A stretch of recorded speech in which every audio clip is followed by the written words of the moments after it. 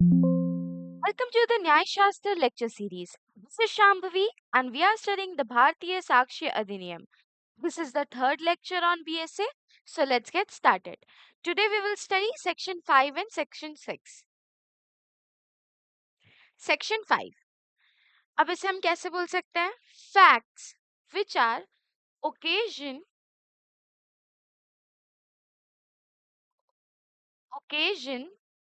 cause, effect. मतलब facts which are occasion, cause, effect. इसे ऐसे भी लिख सकते हैं facts which are occasion, cause or effect of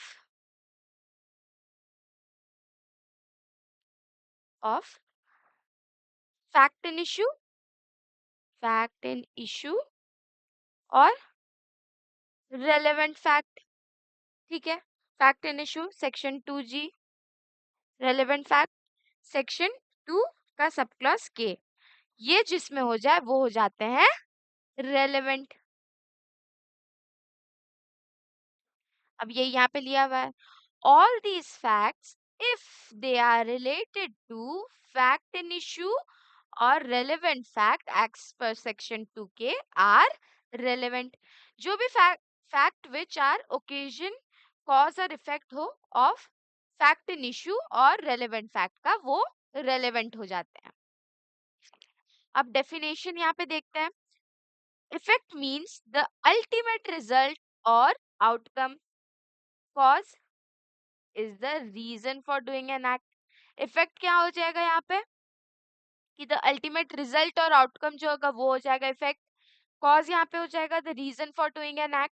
occasion particular time when something happens, a special event और occasion. अब यहाँ एक्सप्लेनेशन ऑफ स्कोप क्या है देख लेते हैं. The scope of section 5 is wider than section 4. Section 4 में हमने पढ़ा था रेस गेशे, जो क्या बोलता था सेम ट्रांजैक्शन में कोई भी एक्ट होना चाहिए.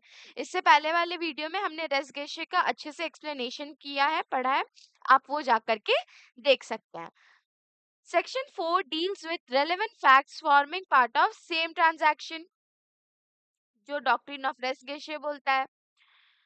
Section 5 provides for the relevancy of several classes of facts. Section 5 क्या होता है कि वो relevancy of several classes of facts के बारे में बताता है. Sometimes it is difficult to prove whether a fact from the part of same transaction, but there are several connected facts which are not part of same transaction yet are required to be considered at the end of justice. अब यहाँ पे क्या बोलता है कि sometimes it is difficult हो जाता है prove करने के लिए कि whether the facts from the same is the part of same transaction, but there are several connected facts which are not part of same transaction. अब इसका illustration हमारे बैराक्ट में दिया गया है A, B और C. A क्या बोलता है? The question is whether A robbed B. The fact that shortly before the robbery, B went to a fair with money in his possession and that he showed it or mentioned the fact that he had it to third person are relevant. अभी क्या बोलता है कि एक question है कि A ने B को लूटा था. जो फैक्ट है वो ये शॉर्टली बोलता है कि B एक फेयर में गया था मनी का लेके with his possession, that he showed it and mentioned the fact that he had it to third person. किसी तीसरे पार्टी को वो दिखाता है और बोलता है कि देखो मेरे पास ये है. The question is whether A murdered B. Marks on the ground produced by a struggle at or near the place where the murder was committed or relevant facts. और C बोलता है the question is whether A poisoned B. The state of B's health before symptoms ascribed as poison and habits of B known to A which afforded an opportunity for the administration of poison are relevant fact. तो ये सारे illustration हमारे बैर act में दिए गए हैं. तो आई रिक्वेस्ट यू कि आप उससे एक बार ध्यान से पढ़ें. बहुत इजी है, कुछ ऐसा डिफिकल्ट नहीं है. तो यू विल गेट इट। अब सेक्शन सी में और सेक्शन 6 में और क्या बोलता है कि मोटिव होना चाहिए। यहाँ पे देखिए, अब सेक्शन 6 में हम आते हैं। यहाँ पे बोलता है कि any motive, preparation and previous or subsequent conduct.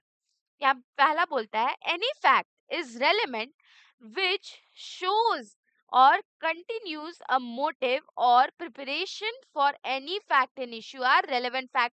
अब यहाँ पे क्या बोलता है कि कोई भी फैक्ट इज रेलेवेंट जो शो करता है कंटिन्यूज ऑफ अ मोटिव और प्रिपरेशन, वो for any fact in issue are relevant fact, वो हो जाता है रेलेवेंट। सेकंड यहाँ पे क्या बोलता है, the conduct of any party or any agent to any party to any suit or proceeding in reference to such suit or proceeding or in reference to any fact in issue therein or relevant thereto, and the conduct of any person and offense against whom is a subject of any proceeding is relevant. If such conduct influences or is influenced by any fact in issue or relevant fact, and whether it was previous or subsequent thereto. अब यहाँ पे explanation 1 देख लेते हैं और explanation 2 देख लेते हैं। The word conduct जो यहाँ पे यूज हुआ है is in this section does not include statements unless those statements accompany and explain acts other than statements. But this explanation is not affected the relevancy of statement under any other section of this अधिनियम। ये क्या बोलता है कि जो word है conduct in this section does not include statement, वो include नहीं करता स्टेटमेंट को अनलेस दो statement accompany and explain acts other than statement. Unless वो जो स्टेटमेंट है वो किसी स्टेटमेंट को अकम्पनी या एक्सप्लेन करे, but the explanation is not affected. पर जो एक्सप्लेनेशन होता है वो अफेक्ट नहीं होता है रेलेवेंसी ऑफ स्टेटमेंट से अंडर एनी अदर सेक्शन में। ठीक है, अब एक्सप्लेनेशन 2 क्या बोलता है, when the conduct of any person is relevant any statement made to him or in his presence and hearing which affects such conduct is relevant। क्या बोलता है, when a conduct of any person, किसी भी person का conduct जो वो is relevant हो, तो कोई भी स्टेटमेंट मेड बाय हिम और in his presence and hearing which affects such conduct is relevant। मतलब यहाँ पे बोलते हैं कि कोई भी पर्सन का कोई रेलेवेंट पर्सन का कोई कंडक्ट है, तो वो स्टेटमेंट जो होता है वो उससे या उसके प्रेजेंस में या उसके सुने हुए में हो, तो वो अफेक्ट करता है सच कंडक्ट को, वो रेलेवेंट हो जाता है। अब यहाँ पे जैसे यहाँ दिया हुआ था मोटिव, प्रिपरेशन और कंडक्ट, तो अब हम देखते हैं मोटिव क्या होता है। मोटिव मीन्स पर्पस और objective. It refers to the mental element that includes a person to do a particular act. Motive is not always essential to prove guilty, but is supports the prosecution's case. Motive is equals to intention और reason behind committing a crime. अब motive क्या होता है, वो intention हो जाता है या कोई भी reason जिसके कोई भी crime के पीछे का reason जो होता है वो उसे हम motive कहेंगे। Mental element that includes person to do a particular act. अब motive is not always essential to prove guilty. Motive कभी भी एसेंशियल नहीं होता है किसी को गिल्टी प्रूव करने के लिए, पर हमेशा सपोर्ट करता है प्रोसिक्यूशन को, केस को। कि सपोज मुझे ए और बी एक पार्टी है और मेरा इन दोनों से डीलिंग चल रहा है कि किसी गुड्स का सर्विस एंड फैक्ट्स के लिए। ठीक है, अब ए जो है इसका मोटिव हमेशा मुझे लूटने पे रहता है कि मैं ये मुझे हमेशा किसी तरह से चीट करके ज्यादा पैसा कमाना चाहता है, और मुझे ये पता है। तो सपोज कभी मेरा कुछ सामान कुछ चोरी हो जाता है, तो मैं इस पे दोष लगा सकती हूँ इस बेसिस पे कि इसका मोटिव हमेशा मुझे नीचा दिखाना होता था। पर ये गिल्टी नहीं प्रूव हो जाएगा सिर्फ मेरे बोलने से। until and unless वो एग्जीक्यूट ना किया हो उस चीज को actually. Example, a person had a dispute over property, motive for murder. अब एक प्रॉपर्टी है जिसमें 3 भाई हैं और एक आउटसाइडर है जिसको ये प्रॉपर्टी अच्छा लगता है, और इसका कहना है कि इसके फादर ने पहले ये प्रॉपर्टी खरीद रखा था और इनका कहना है कि ये प्रॉपर्टी इनको बिलोंग करती है। अब सपोज इन तीनों भाई में से किसी भाई का मर्डर हो जाता है, तो ऑब्वियसली सबका नजर जाएगा कि इसने ही मारा होगा। सपोज इसको ए दे लेते हैं और इसमें बी, सी और डी। अगर सी का मर्डर हो जाता है तो सबका जाएगा कि ए का ही मोटिव था कि वो सी को मारे। पर इसका मतलब ये नहीं है कि वो जरूरी है कि सी ही ने मारा पर हो सकता है कि उसका मोटिव हो कि वो सी को मार दे, कि ये तीनों जो है वो कमजोर पड़ जाए और फिर ये इस जमीन पे अपना हक जमा सके। Preparation means an act of arranging means and measures required for the commission of a crime. It helps establish the intention behind the act. अब एग्जाम्पल क्या है? When a person purchases poison for the murder of D, it indicates preparation. अब preparation क्या हो गया? Suppose जैसे कि इसे क्लियर कर देती हूँ, एक और एग्जाम्पल लेते हैं। ए एक चोर है और बी मार्केट में घूम रहा है। ए को बी ऐसे भी पसंद नहीं था और ए को सी ने कुछ पैसे दिए थे कि वो जा करके बी को मार दे। तो ए उसके लिए डी से जा करके कुछ सामान, कुछ नाइफ ये सब परचेज करते हैं, ठीक। तो ये जो यहाँ पे नाइफ परचेज कर रहे हैं ये सब यहाँ पे हो गया प्रिपरेशन। तो वही यहाँ पे दिया, when a person purchases poison for the murder of D, it indicates preparation. Suppose यहाँ पे डी को मारने के लिए ए ने प्रिपरेशन के लिए पॉइजन खरीद लिया, तो वो जो था वो कहलाएगा प्रिपरेशन। अब है कंडक्ट। सबसे लास्ट मतलब 6 का last part, refers to the external behaviour of a person before और आफ्टर द क्राइम। मतलब क्या बोलता है कि external behaviour of a person before और after the crime. It may be innocent, if may be innocent और suspicious and may help infer guilty और innocence, जो कि सेक्शन 6 में डिफाइंड है बीएसए के। अब यहाँ पे क्या बोलता है कि कोई भी कंडक्ट जो एक्सटर्नल बिहेवियर हो पर्सन का, कि conduct of accused which is unnatural बोल सकते हैं, और अब नॉर्मल हो, सच ऐसा कुछ कर रहा हो जिससे पता चले कि ये थोड़ा डिस्क्लोज कर रहा है अपना, थोड़ा डिस्कम्फर्ट में हो, तो वो सब हो जाएगा कंडक्ट में। एग्जाम्पल यहाँ पे हम ये भी ले सकते हैं कि एक मर्डर हुआ था डी का और जो प्राइम एक्यूज थे वो थे see, out of the state and subsequent disappear to avoid arrest. अब देखिए सपोज डी का मर्डर होता है और सी जो होते हैं वो प्राइम एक्यूज होते हैं, भले ही इन्होंने नहीं किया था पर ये डर से भाग गए अवॉइड करने के लिए कोई भी अरेस्ट को, तो ये सब यहाँ पे कंडक्ट में आ जाएगा। अब यहाँ पे कुछ दो इम्पोर्टेंट केस लॉ है।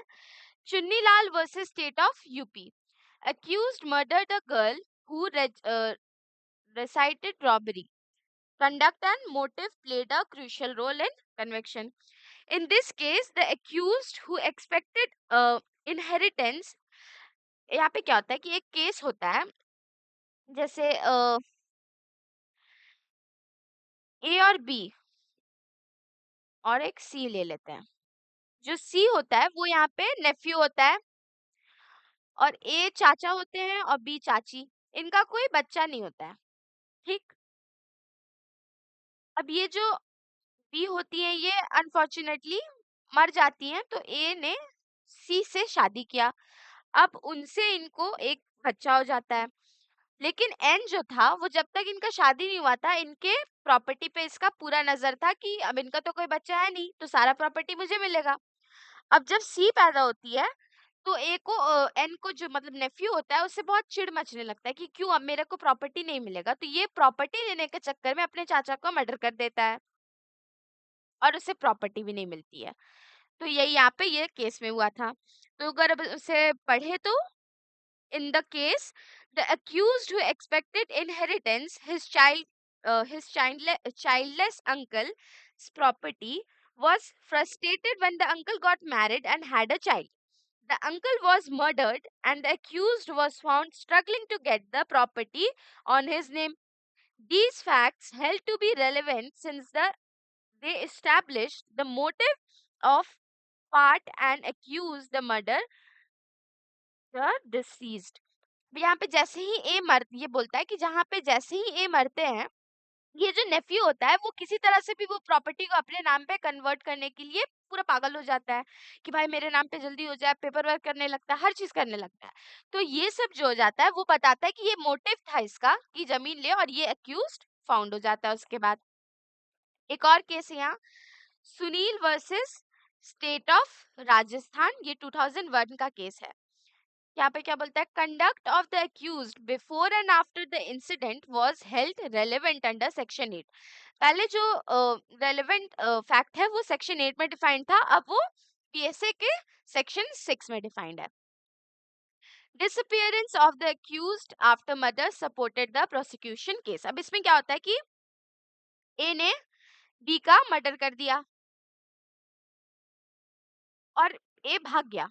ये डिसअपियर जैसे किया तो वो एक्यूज्ड को अपना एक्यूजेशन जो था इस पे वो प्रूव कर दिया, सपोर्ट कर दिया प्रोसिक्यूशन का जो केस था उसको, कि यही मेन था सस्पेक्ट और ये इसलिए भाग गया क्योंकि इसने बी को मार दिया था। ठीक है, फिर that's all for today's video. We will continue in next lecture. Please like, share, comment and subscribe to our YouTube channel which is Nyaya Shastra. Thank you.